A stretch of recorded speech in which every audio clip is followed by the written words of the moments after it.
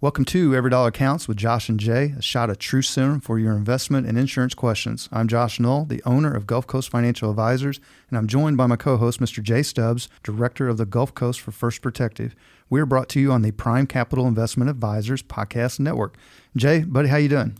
Josh, I'm doing great. It's good to be with you in studio and talking about some of these very important topics on qualified planning, specific to 401k plans, and some other aspects that agents, advisors, and clients need to know about this stuff. Yeah, I agree. And I want to thank you for joining me today because we have a very special episode. It's dedicated specifically to 401k plan sponsors and business owners. So, Jay, I recently completed a qualified plan educational series called the 401k Project, and it featured the contributions of Matthew Eichmann. He's the National Retirement Practice Leader for Prime Capital Investment Advisors and Qualified Plan Advisors. For those of y'all that may not be familiar with those two companies, my company, Gulf Coast Financial Advisors, is part of the Prime Capital's network of independent advisors, which really gives me the support of a multi-billion-dollar investment company, but still provides for independence and ownership of my practice. That's a great resource for you, Josh. Amazing resource, and I'm so thankful that you've got it to bring to your clientele. To be quite honest, Jay, it allows me to compete with the big boys, because I can be local, I can be independent, I can have ownership of my book, but I have the resources, many team members at my disposal that can help me come in and really service and work with my clients to the highest level. So, Jay, Matthew and I capped off our series with a webinar where we discussed the most important items that plan sponsors need to tackle in 2020. So what I did is I selected a few important clips from that webinar that you and I are going to provide some context to. Now, listeners, I want you to note that Matthew Eichmann has experience as a risk attorney, many years of experience. So it's very detailed and very relevant information, particularly to the plan sponsors and business owners listening to our podcast. I will go even so far as to say this, Jay. As you know, I'm a lifelong basketball junkie. That's right. And as you also know, and many people that meet me out in public know, I'm not what you would call tall. No, you're challenged vertically. Challenged vertically, yeah. So anytime that I would step on the basketball court over the years, I had to kind of do a little mental exercise to tell myself, well, I belonged here. I know these guys are bigger, faster, and stronger, but I'll find a way. And I did over the years. Well, the reason I bring that up is because, stepping on the court, Matthew Eichmann in this space was kind of like stepping on the court with Michael Jordan. I mean, you're talking about the top of the top in these items. So I think the listeners, as you listen to what Matthew has to say and my feedback, you're really seeing someone that has crafted his experience and his art to the highest level. And I highly encourage you to take a listen to what he has to say. And there's some urgency to the messaging and the content that we're about to give you all. So listen, share, listen again, and make sure that you're understanding all of the components that you're going to hear. Yeah, these are items that plan sponsors need to tackle now, not next year or the following year. These are things that are important right now. Jay, in this episode, we're going to discuss what is one of my favorite topics, which makes me sound like a bigger nerd than I really am, but benchmarking. So experienced plan sponsors will be familiar with this term. And just to be totally honest with you, some of them may even be a little apprehensive because they feel that a benchmarking exercise will automatically lead to a significant plan change. But that's not always the case. So either way, with benchmarking, there is a duty to know if you're providing the best deal possible for your plan participants. So I got a question to you because I know that, in your role serving financial advisors like me along the Gulf Coast, that, keeping things up to date as far as competitive standpoint is pretty important to you and your advisors. What's been your experience with benchmarking with qualified plans? Well, the ones that not familiar with it are fastly becoming familiar with it because the competitive landscape for 401k plan offerings, if you will, and being the advisor on that plan is extremely important for them to know because benchmarking is in the news. It's something that a lot of plan sponsors are bringing in as a topic of consideration and education, and more importantly, hey, if you're not doing this, you better consider it. Yeah, it doesn't necessarily mean we're going to have to bring it in for a change, but we definitely need it as a baseline, quote unquote, benchmark to compare how we're doing against the field, if you will. Well, in the attached clip, Jay, you and I both have our life and health license. So we have some experience with health insurance. And in this attached clip, you're going to hear Matthew Eichmann use that as an example. In your experience, if someone had a health plan that was 5, 6, 7, 8 years since they last looked at it, how out of date is that health insurance plan going to be for this? It's way out of date. Right. And to a certain degree, you can say the same thing for a 401k plan. Things have changed so dramatically, and really for the benefit of plan participants. There's been fee compression. There's been increased services like financial wellness we discussed on our last episode. There's a lot of things that have been changed for the benefit of the plan participant.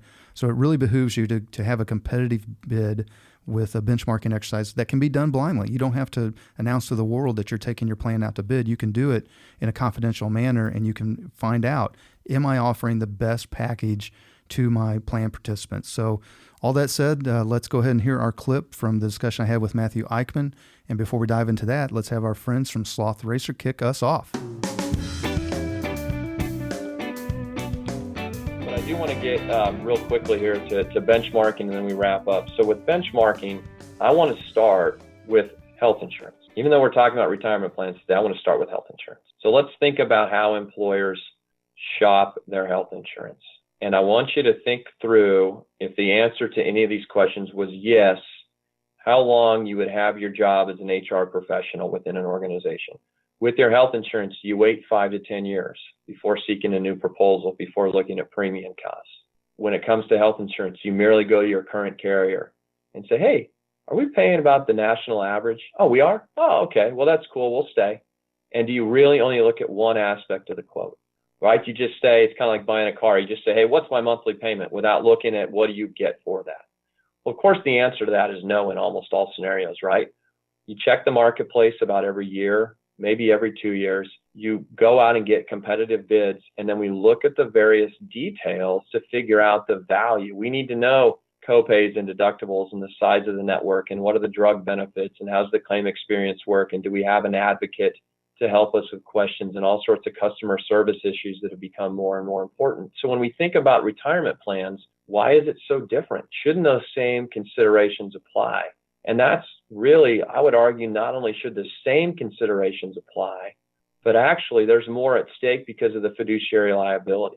And Josh, you and I have talked through benchmarking quite a bit, and recognizing that there's 4 distinct reasons why a company should benchmark. And this is the topic for a much longer conversation, but the short version is, number 1, Department of Labor regulations tell us that expenses need to be reasonable. Number 2, federal courts tell us that fiduciaries will breach their responsibilities if they don't ensure that's the case roughly every 3 years.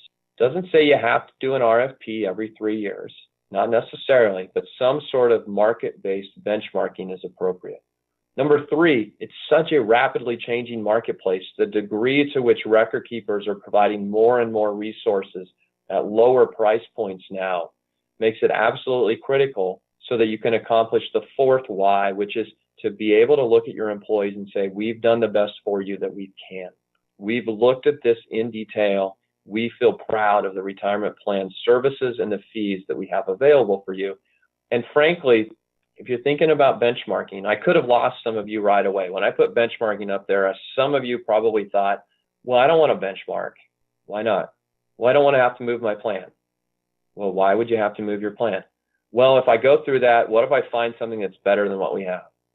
Well, there's your answer. Are you meeting number 4? Are you able to go to your employees and say, we have the best for you? So what I would encourage a plan sponsor to do is to go out and engage in a benchmarking exercise. They call Josh and say, Josh, I want you to help me benchmark my plan, but not with the preconceived notion that your plan's going to move. You call Josh and say, I want to benchmark it, and here's why. I want to meet those 4 obligations. I want to meet the DOL's expectations, federal court's expectations. I want to see if there's more for less in the marketplace, and I want to do right by my employees. But I'm looking for better pricing or better service or a combination of both. I don't want to do this just to move. I want to do this because I want us to be in a better spot when we're done. And if that happens, if the current situation is inferior, well, then you move, and then you've done right by your people. If you go through benchmarking and you find your current situation meets market expectations or is better, then you've reaffirmed, and you can reaffirm your commitment to your current situation. And so, Josh, as I said up front, we have these 4 kind of time-sensitive issues. I do think employers need to be mindful of the CARES Act, and that window's closing very quickly. We need to get ready for the electronic disclosure rule. We need to start to figure out what sort of financial wellness program do we need, and benchmarking's got to occur sooner rather than later for most plans. But ultimately, the long-term solution here is to have a good fiduciary foundation within your organization. That's the fifth of these big items, and that is to get back to basics. And here's why. What a year. I mean, the number of crazy things that we've experienced makes it so easy for important issues to fall through the cracks. I can't imagine how many issues you all have had on your desk or in your voicemail inbox or in your email inbox where you've thought, I can't deal with the 401k plan right now. I got to put out fires. I'm putting out fires. I can't get there. And I get that. But I also believe that if things fall through the crack, there are long-term repercussions for your company from a risk perspective, for your employees from a retirement readiness perspective. So here are the fiduciary basics. Hold a meeting. It might seem like the worst time to have a meeting. I'd argue to the contrary. It's the best time, the most important time to have a meeting. It doesn't have to be 3 hours. It doesn't have to be 2 hours. Try to have an hour-long meeting. If you can't, call your advisor, your broker, say, hey, we got to have a 30-minute meeting. I got to make sure that we're still crossing our T's and dotting our I's. I need to be able to document this through the minutes. I need to make sure we're fulfilling our investment policy statement requirements. I want to look not only at how did our investments perform, but how did our investors perform? That is, how did our participants make good or bad decisions throughout this? And what else do they need from us? And let's take a look at how we benchmark. Right here, Josh, this is the foundational slide of this entire talk. We have all these time-sensitive issues, but if an employer can only do one of these things, this is the starting point. Take our presentation, flip it on its head, start with the foundation, have that meeting, and in that meeting say, hey, we've got 4 important things we need to talk about. We need to talk about the CARES Act. We need to talk about how we can communicate with our people. We need a better wellness program, and we need to benchmark. And Josh, that's really how we bring those 5 big items to tackle this year all together for a plan for fiduciaries. Well, that's incredible, Matthew. I have a particular point to make on with the benchmarking and just the general competitive environment around 401k plans. On your previous slide, you had where somebody may have particularly waited for 5 to 10 years to look at, to benchmark their plan. Brother, that thing's a dinosaur at this point. If you're still sitting in a non-fiduciary type status, if you haven't looked at what has happened over the last several years, and I say that in a positive way because, Matthew, I think you would agree, most of the changes that have occurred, especially even as simple as fee compression, have been to the benefit of plan participants. So this emergence of financial wellness, the emergence of fee compression, of transparency, these are all good things for your plan participants. You mentioned earlier that someone has a fear of moving a plan. It could potentially be a really eye-opener just to see how much things have changed to the benefit of you and your plan participants over the last handful of years. It's been really dramatic change. All right, so plan sponsors and business owners, what you just heard was a discussion between Matthew Eichmann and myself related to the big items that plan sponsors need to tackle in 2020. I do believe this is a great representation of the experience and expertise that Gulf Coast Financial Advisors brings to the table, and really that's enhanced by the combination of the significant resources available to me through Qualified Plan Advisors. So if you're a plan sponsor or business owner located along the Gulf Coast and you'd like to have a conversation about these issues, you can call us at 251-327-2124, or you can always visit my website at gulfcoastfa.com. That's FA as in financial advisor. Josh, you've got some good material on your website that business owners and plan participants can go and look into, can't you?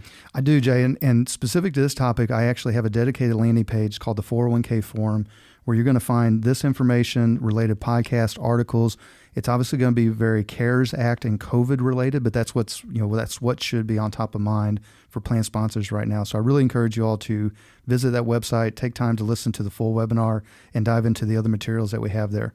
And then also, lastly, to all you independent and semi-independent advisors and agents out there, hearing the value that Jay Stubbs could bring to your practice, you can always find him at jstubbs.com. That's JAYSTUBBS.com. Jay, any final thoughts? Josh, this webinar that you did, you and Matthew did, is fantastic content. I really enjoyed listening to it and taking a lot of notes and just soaking up all the information. A lot of change, especially in retirement planning in 2020. When you look at the CARES Act and the Secure Act and all of the details that we did in these episodes, really, really important information for people to soak up. I think it's fair to say that 2020 will go down not only as in society as a time of unprecedented change, but you really had a lot of things come to a head as it relates to qualified plans, particularly 401ks. So yes, highly encourage, I agree with you, Jay, highly encourage people, especially if you are someone that sponsors a plan or is a business owner offering a 401k or are thinking about offering a 401k plan to your employees. Take the time, take a listen. You'll be much better educated. Well, Jay, before we go, we got to do quick housekeeping for compliance. Yes, please do. Yep. Jay Stubbs and First Protective are not affiliated with Prime Capital Investment Advisors, Qualified Plan Advisors, or Gulf Coast Financial Advisors. And Josh Knoll and Gulf Coast Financial Advisors are not affiliated with First Protective. Jay, I want to thank many thanks to our producer, Johnny Gwynn of Deep Fried Studios. I want to thank you, obviously. And then a special thanks to Matthew Eichmann for taking the time to provide so much knowledge to my network. He really put a lot of time and effort into this, and it shows. And then finally, a huge shout out to all y'all that have joined Jay and I in this journey, and to those of you that are joining us now. To those of you all joining us now, check out our previous episodes. You're going to be pleasantly surprised. Do you like the show? Do me a favor, please subscribe on the Apple Podcast app or wherever you find your favorite podcasts. And while you're there, you would be doing us a huge favor if you would rate and review the show. It helps other listeners like you find us. Lastly, you like the show music? Go check out slothracerband.com. That's slothracerband.com. And they're going to take us home now. This has been Every Dollar Counts with Josh and Jay. Advisory services offered through Prime Capital Investment Advisors, LLC, PCIA, a federally registered investment advisor. PCIA, doing business as Prime Capital Wealth Management, PCWM, and Qualified Plan Advisors, QPA. Gulf Coast Financial Advisors is independent of Prime Capital Advisors. Information presented for educational purposes only, is not an offer or solicitation for the sale or purchase of any securities. All investments involve risk, and unless otherwise stated, be sure to consult a tax professional before implementing any tax or investment strategies.